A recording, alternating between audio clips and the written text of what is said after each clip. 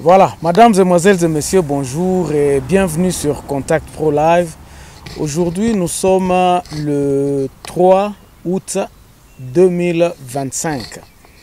Bande Konangai, lelo on a profité na banda série moko auto banda kosala chaque dimanche. Chaque dimanche, nous aurons un petit rétro de la semaine. Mais aujourd'hui, je ne vais pas faire un rétro, mais je vais quand même donner mon point de vue sur la journée d'hier, non, la journée du 2 août. Oui, c'était hier samedi 2 août, aujourd'hui nous sommes le 3. Je voulais justement donner un point de vue sur cette journée-là et puis on a essayé un peu d'éclairer Batou parce que Batou est belé, bazala qui choqué na oyo na lobaki, on a kendaki na on a TikTok. Pourquoi je me fustigé sur l'histoire là, il y a Génocoste. Je voudrais y revenir. Pourquoi? Parce que na elage babilo konyoso oyo eutami koloba awa. Batu basali ba commentaire belé balobi mais Germain pona nini yo oza contre. Je ne suis pas contre la journée ou bien la commémoration. Nazokota na sujet directement. Je ne suis pas contre la commémoration de cette date là que nous avions nous-mêmes fixé en disant nous devons penser à nos morts.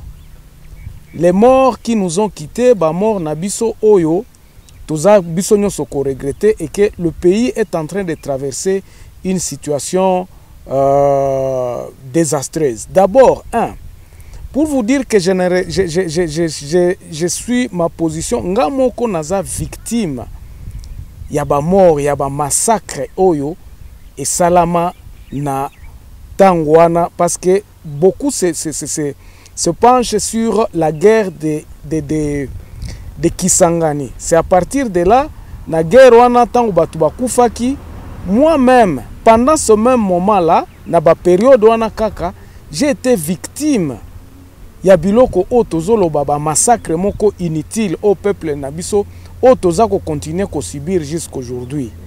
Et je vais donner un petit témoignage.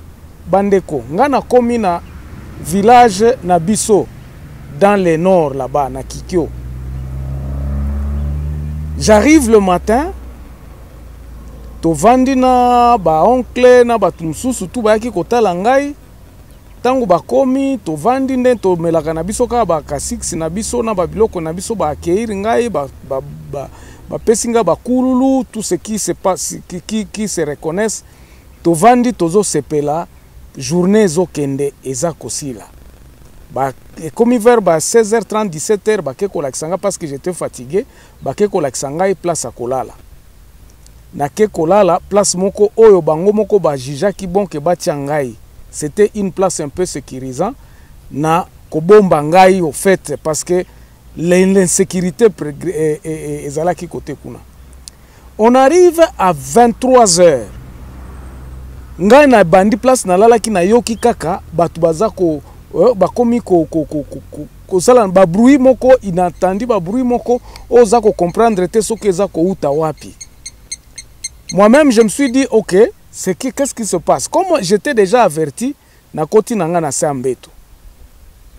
Bande konangai vers 1h30, 2h du matin, le silence était total.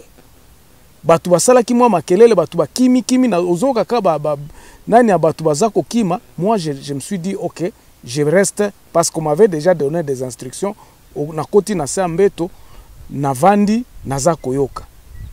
Vers 5h30 na bandi koyoka ba mama bakomi kolela. Babomi batu. Nzoka, qu'est-ce qui se passait? Moi à l'extérieur je ne savais pas, mais ça se passait à l'extérieur parce qu'on m'avait dit de ne pas quitter. Na bimi na ba 5h30 wana tango batu ba kotala nga soki nazali bat benginga ba benginga ba bengika komo na ngai na lobi okenga nazali awa. Et je sors Tokei, il y a un de ces agresseurs de ce village là qui était tombé dans un puits. Il y a toilette. Na puits à toilette bande konangai. Qu'est-ce qu'on m'explique? On me dit qu'on a massacré les gens et puis toke kota la batu bakufi. Il y avait à peu près une 80aine de morts, moins de 100 en tout cas parce que mort ezala ki belé. batu bazalaki ebele siko batu ya village nyonso baye batu nyonso ya village baye balobi tokangi moko na bango kokanga moko na bango akweyaki na kati ya nani ya toilette parce que tant baza koki basilisi ba massacre na bango vers ils ont opéré entre 23h et 1h30 bakimi sikoyo moko akimi tant batu balamuki balobi bazo se défendre ba mai ya kote kuna baza ko se défendre baye kokuta mutu moko akwei na toilette tangu soka bande kokima tout ça ndeni. On a appelé s'il vous plaît le matin là. On a appelé le commandant ya Sukola kuna tout ça parce que à ce moment-là on commence à me dire papa il faut okima, il faut longwa awa. Mais je me suis dit non, je ne veux pas, il faut assister batu. Batu baza kokufa makila eza partout. On commence à dire nani akufi totali batu. Mes oncles, ba jeune mususo bazala ki ba mama, ba namike. Et ça c'est un génocide. On a appelé le commandant Sokola à récupérer Mutuana. Mutuana zaki na nini? Il était en tenue FARDC s'il vous plaît.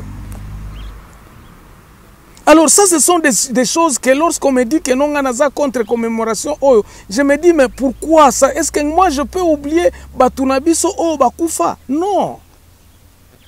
Fermons cette parenthèse-là, Bande Konangaï. Ces massacres-là continuent jusqu'aujourd'hui et dans la région occupée par nos FARDC, notre armée. Nani angwaza kosala babiloko oyo? Qui est le commanditaire? Alors, c'est là où moi je vous dis une chose. Aujourd'hui, si nous pouvons commémorer cette date-là, bah massacre Silina Nouté. Les massacres ne sont pas encore terminés. Comment on va faire? Tokosala nini? On va continuer à célébrer ou bien à kosala badate pendant que les massacres continuent. Moi, je pense que c'est là où le problème. Problème est moi je voudrais que Batouba se focalise pour trouver une solution que Babiloko est si la bande konangai. Ces histoires doivent terminer. Il faut ici là. Et qu'aussi la nengenini, lorsque nous aurons maintenant cette paix, c'est dès lors que nous pourrons maintenant commencer à se dire qu'est-ce qui se passait. Nani asala kinini, nani ezala ki ebandai ko utawapi. C'est ainsi que nous pouvons fixer cette date là.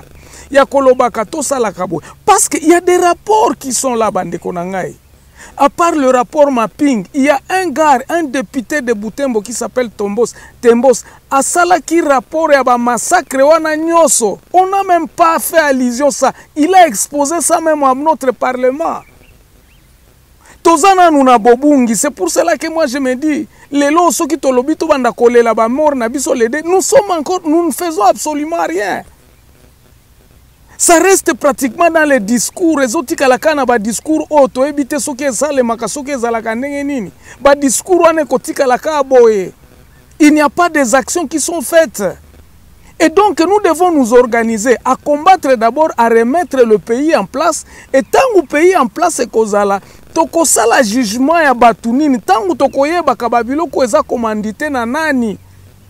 Pourquoi je dis ça? Parce que jusqu'aujourd'hui, même les ADF qu'on dit qui tuent chez nous, on ne les connaît même pas. On n'a jamais même pas arrêté une ADF Azanani. L'Ouganda est là pendant combien de temps? L'Ouganda est là pendant combien de temps, Bande Konangai? Est-ce que nous pouvons continuer à dire de Tokendaka na ba slogan mikolonyoso? Soyons quand même réalistes. Soyons quand même bon, copier Rwanda effectivement bande konangai génocide rwandais génocide bien organisé. Ils ont défendu ça sur le plan international et ils ont gagné gain de cause. Mais nous on dit génocide, gain économique. Mais maintenant c'est quoi? Finalement nani aza commanditaire de biloko wana? Nous accusons les Rwandais. Est-ce que nous avions eu des éléments argumentés que non, voilà, le Rwanda fait ceci, il nous exploite? Bandeko, vous êtes en train de voir comment biso moko toza ko se trahir awa. Nous diffusons des vidéos où nous biso moko toza komi condamné que nos familles présidentielles baza copier ba minéré na Katanga kuna. Et donc je ne coste ce que zali na ba crime économique. Nous sommes encore en train de se perdre. Nous n'avons pas encore une idée fixe de ce qui se passe chez nous. Et donc, moi, je pense que c'est par là que nous devrions commencer. Toti kananu babilo kwana kolela la kapamba pamba tozo le la bilo komoko tozo yebate so keza économie, so keza ba massacre, so keza génocide, so keza nous-mêmes nous n'avons pas encore élucidé ce problème-là. C'est par là que place wanandenga nazali bande konangai. Sikoyo, nous avions commémoré cette date-là. Qu'est-ce qui se passe? Et là, on est intellectuel, auto exposé devant le monde, tout condamné, tout tel. Nous avons le rapport mapping. Nous sommes incapables même à que nous avons un rapport mapping. Rapport mapping, tout tient en tiroir. Le rapport de Tembos dont je vous parle, si c'est dans le tiroir du Parlement, tout ça,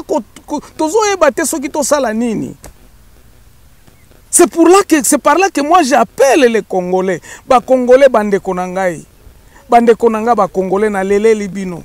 Boti kananu makambo ya koloba oh nani asali ki no tosili sananu likambo yo. Par un dialogue bien sûr. Soki mboka na biso tokomi bien, tokomi sikoyo kozala que non to se réconcilier, tokomi koyeba nani angwa kosala nini. Les intellectuels sont capables de nous aider à koloba que non ba tutel nde mutu basala kiboye e bandaki ko uta wapi cause na ngo ya ngo banani yango bakufaki. Nous ne connaissons même pas les nombres. Tantôt c'est 12 millions, tantôt c'est 5 millions, tantôt c'est 7 millions. Nous sommes vraiment trop cosmétiques bande konangai. C'est là mon problème. Je ne me défends pas ici parce que mais Germain, tu es un Rwandais et tout ça. Nous qualifions de tous les noms. Mais nous manquons vraiment Yakoube Telo, comme on connaît Rwanda Salaki. Nous copions les Rwandais.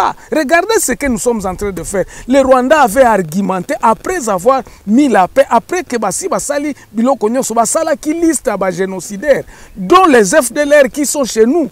Et nous avions donc Tondimaki que ba FDLR Basali sur tous les plans internationaux. Et donc là nous sommes en train de torsionner notre propre histoire. Tolingi kotia ordre tena makambu na biso. Et donc tout dossier maintenant qui se prendra na moment oyo et kozala dossier moko inutile. Et kozala dossier moko inutile, qui va nous entendre? Et kozala wapi? Oh non, on est en train de défendre. Vous allez remarquer que tous ces dossiers-là, tant on tokenda kana côté international, on nous traite ba mona rabiso neti ba aventurier parce que babilo kona biso mingi et yaka na structuré te, na bien argumenté te. Regardez, je vais vous donner un exemple bande konangai. Na eloko wana kaka Génocoste. Il y a eu ba Congolais au bakendaki na ce pays na tribunal na Ouganda. L'Ouganda a été condamné pour avoir été sur notre terre et perpétré des miracles. Bazako futa biso ti lelo oyo. Botala. Et cette guerre-là, il y a 6 jours na Kisangani. Il y avait combien d'armées qui s'affrontaient sur notre sol? Il y avait 2 armées, il y avait le Rwanda et l'Ouganda. Pourquoi on n'a pas condamné le Rwanda? Pourquoi est-ce que tu exposes qu'il y a Rwanda te? Nous sommes illimités à accuser Ouganda. Ouganda futa. Ouganda kuta abandai koloba keno atonga balabala et pas nabiso. Finalement notre pays, qu'est-ce que nous faisons de ce pays bande konangai? Qu'est-ce que nous faisons de ce pays? Rwanda siko place na ezanini. Donc on n'a pas amené le Rwanda en justice parce que le Rwanda c'était notre zalaki lié na biso ou bien zalaki bato babandai koya kosalisa biso. Moi je me pose comme question. Et c'est là le problème. Et maintenant les Congolais, nous sommes tous emballés dans cette histoire-là. Oh non, Génocoste, on nous tue, on tue au Congo, les Rwandais tuent au Congo. Mais nous n'arrivons pas à structurer nos réclamations auprès de la communauté internationale qui peut nous aider. Pourquoi ça? Et l'okonini, pour nanini tozo kokate. Élucidons ce problème-là avec vraiment tozala vraiment lucide, tozala batumoko otoyebi que non, tozako réclamer lokomoko.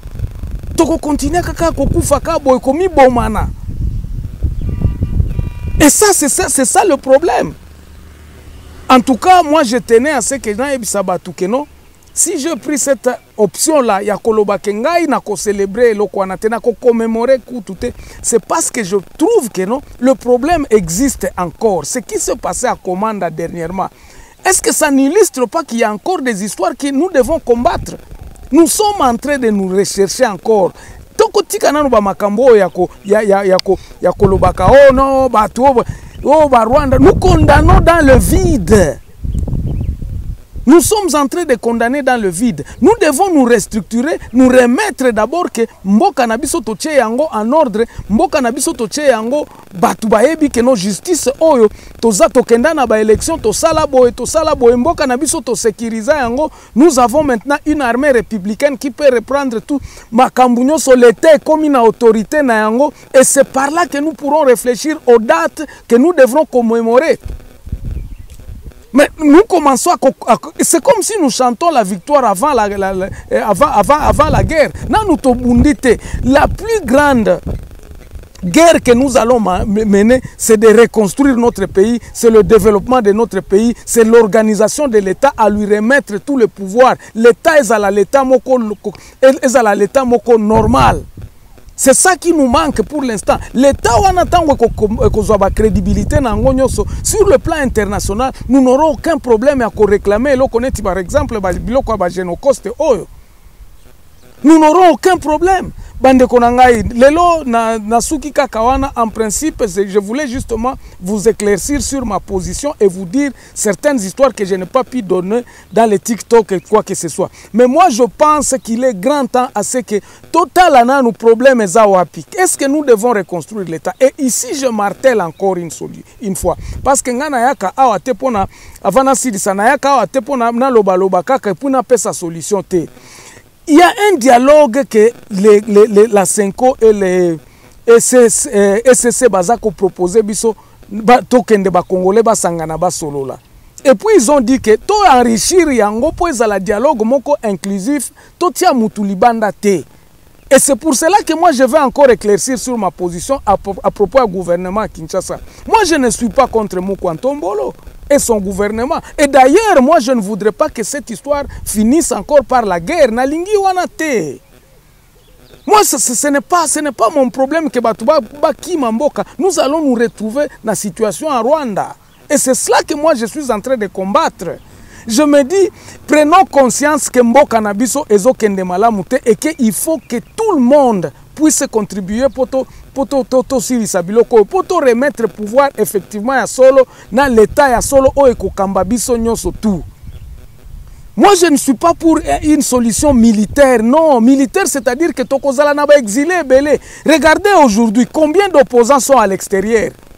Et ces opposants là ngambo msusu bokomi ko traiter bango bazaba congolais te bazaba ennemi à Congo. Or ce sont des Congolais. Makamboza ebele. Donc moi je suggérerais que to enrichir eloko ya SCC na Senko. Eloko wana dialogue wana d'abord celui qui doit avoir conscience que dialogue wana salema. Moi je pense que c'est pour l'instant le président de la République Félix Tshilombo. Notre président doit prendre une mesure à Kolobaba Namboka parce que à Tabongo, même à Tanagoma, ils reconnaissent que Félix est le président de la République. Bango bazo linga batuba solola, ils reconnaissent ça. Mais pour Nakokimi Saep, Akima, moi je ne pense pas qu'ils ont cette intention-là. C'est pour cela qu'ils appellent au dialogue. Mais il faut tous s'aider, tous s'entraider, bisognos à Koloba. Quel est le dialogue qui va nous arranger tous? C'est pour cela que nous avions proposé la rétrocession du pouvoir au niveau de la base. Ça pouvait s'organiser comment? Et qu'on s'organisait et qu'on s'organisait en donnant justement la voix dans tous les 145 territoires, qu'on organise maintenant ces assises-là où les gens, où les politiciens, où le peuple congolais, pardon à Bango, parce que nous devons d'abord nous mettre d'accord à Koloba. Mais bon, avant tout Kende Liboso, avant tout Lobelamboka, oh makambo eleka kito élucider angoto se pardonner. Non, il doit y avoir une réconciliation. Ça ne doit pas être dans les politiciens. Les politiciens, nous pensons qu'ils doivent aller demander pardon dans les agglomérations. Place Baouti, place baoutaki. Cela va donner l'importance à tous ces territoires qui vont se mettre na ba territoire bakolobate. Mukwantombolo awa na kabeyaka mwanga vraiment osala ki boye. Kabila de l'autre côté soka kokende côté amo bakuna place na bango dans tous les 145 territoires au place Azali. Et nous avions dit celui qui va, et je le rappelle encore, celui qui peut permettre Elokwana Ezali, président Oazana Bokonzi Sikoyo. Nous demandons, nous crions auprès de lui. Mukwantombolo, depuis 2019, Tozolo Banao, Tobandela zéro. C'est ça dont nous parlons. Tobandela zéro. Tokangisa bana mboka nyoso na liboke moko, bana mboka ba solola. Bana mboka on ezaka ba politicien te. Et ça, tout le monde qui a na kati ya mboka na biso tokende to sengaka accord le principe de base autozolo ba pacte social, il faut que ça soit dans les communautés. Ba communauté za la kombo a mutute, il faut que ça soit un personnel, c'est-à-dire que eza Mukwantombola signa qui pacte de paix na Katumbi te. Il faut que la biloko moko ekozala perpétuelle définitive ou que batu auto lobaki que non to signaka eloko bitumbe bandela lisu na mboka na biso te. C'est cela que nous pensons. Et loko wana vraiment tozo élucider ango na kosuka awa mena pesi bino kaka comment ça peut se faire tokozala enrichi de temps en temps tokobanda koyela bino to expliquer kabino comment est-ce que dialogue wana inclusif ekoki ko salema. Voilà, j'ai terminé en tout cas. Merci beaucoup Nabatu. Oh, vous avez s'abonner à la chaîne Oyo. En tout cas, vous avez se parce que vous montrez de l'intérêt que Naba sujet Otozoloba Awa et ça intéressé bino. Alors, on se revoit donc prochainement dans un nouveau numéro. Nzambasa Lisabiso dimanche prochain disusu tokozonga Awa tokolobela bino makamunyo so Oyo toza koloba Awa. Et puis toza ko expliquer espérant que Nabatu Oyo 50 000 personnes au bozo landanga awa qui a quelqu'un du pouvoir oya kokiko yoka adabolize ngate pardon bo fingate ma fingate tozolo belande Congo et kokiko faire réfléchir comment est-ce qu'on peut enrichir cette histoire là du dialogue intercongolais. Merci donc, on se revoit prochainement dans un nouveau numéro. Portez-vous bien, au revoir.